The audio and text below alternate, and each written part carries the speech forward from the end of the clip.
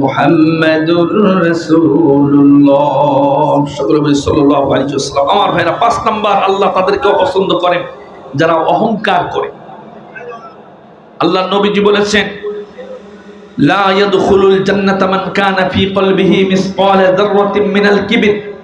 যারা পরিমাণ অহংকার যার ভিতরে আছে, রব্বুল আলামিন তাকে জান্নাত দিবেন না।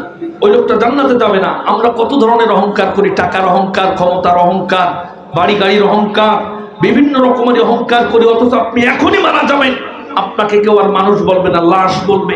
আপনি মারা যাওয়া পর সর্বপ্রথম আপনার চুল আপনার মাথা থেকে আলাদা হয়ে যাবে, আপনার চক্ষুটা বিগলিত হয়ে যাবে, শরীরের পেট বাস্ট হয়ে শরীরের গোশত মাংসগুলো পোকায় আপনাকে কুটি কুটি খাবে, আপনার সম্পদ খাবে লোকে, আপনার শরীর খাবে পোকে। অথচ আপনি কেন অহংকার করেন? অহংকার করলে জান্নাতেই যাওয়া যাবে না। আর আল্লাহ পাক বলেন, ইন্নাল্লাহা লা ইউহিব্বু মান কানা মুখতালান ফাখুরা। নিশ্চয় আল্লাহ রাব্বুল আলামিন, কেউ যদি অহংকার করে, কেউ যদি দাম্ভিকতা প্রদর্শন করে, রব্বুল আলামিন এদেরকে ভালোবাসেন না, পছন্দ করেন না। অহংকার করার কারণে টাইটানিক জাহাজ যখন তৈরি করেছিল, জাহাজের মালিক যিনি ছিলেন, জাহাজ তিনি তৈরি করেছিলেন, বলেছিলেন তামাম পৃথিবীতে এমন কোন শক্তি নাই টাইটানিককে ডুবাই দিতে পারে। অথচ যাত্রা শুরু করার পরে সামান্য বরফের গোটা দিয়ে রব্বুল আলামিন হাজার হাজার মানুষ সহকারে টাইটানিকটাকে ডুবাই ছেড়েছেন। কথা বলেন ঠিক কিনা?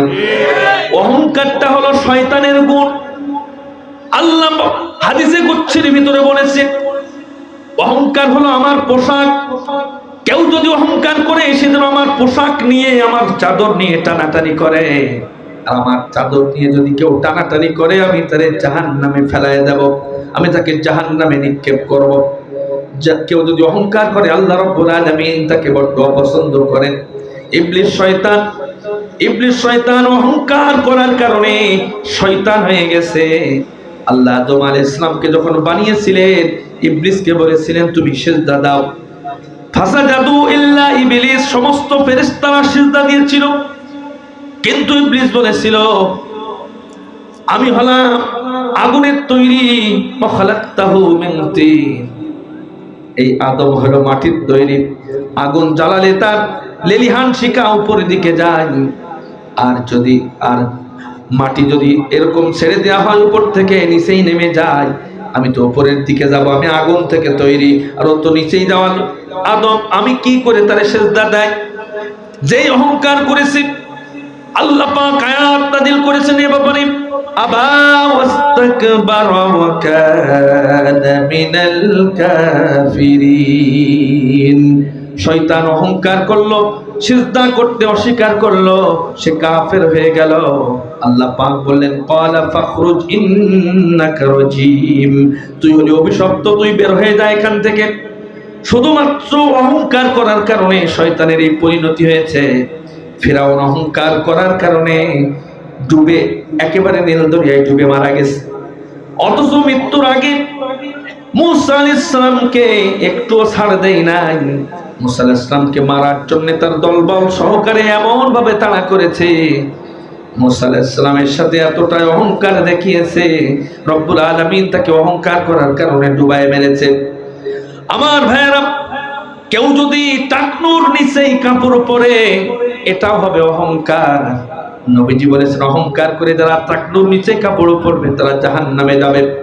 মা আসফালা মিনাল কাবাইনি মিনাল ইজারি ফিন্নার, টাকনুর নিচেই যদি কেউ কাপড় পরে, সেই অংশটা জাহান্নামে চলে যাবে। আমরা যুবকরা দেখি আমাদের সময় এটাকে গুটায়া নামাজ পড়ে, নামাজ শেষে আবার এটাকে ছেড়ে দেয়। টাকনুর নিচে এই কাপড় পরা হারাম কিনা আমাদের সময় না সব সময়? সবাই বলেন। এই ব্যাপারে প্রায় 16 থেকে 17টা হাদিস আছে, সহিহ হাদিস, সব জায়গায় নিষেধ, কোনো উপকার নেই।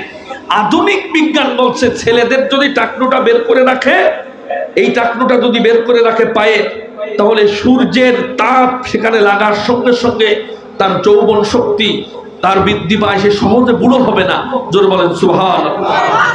দেখবেন যারা তাড়াতাড়ি বুড়ো হয়ে যায়, এরা ওই টাকনুর নিচে কাপড় যারা পরে এরা দুর্বল হয়ে যায়, এর বউ মাঝে মাঝে পালিয়ে যায় হাদিস অনুযায়ী, এবং বিজ্ঞান এটা বর্তমানে প্রমাণ করতেছে।